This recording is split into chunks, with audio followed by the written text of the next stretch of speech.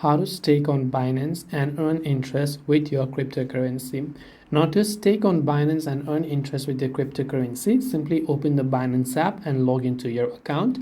You can tap on the earn option or the go to or the more or the staking option right from here. So you can come to the trades option and you can go to the earn or the buy option, whatever else it is. From bottom right, if I come to wallets, you can come to the earn option here. Now here you can simply choose a staking option and select the cryptocurrency to stake. You can select the duration and enter the staking amount and also confirm the stake.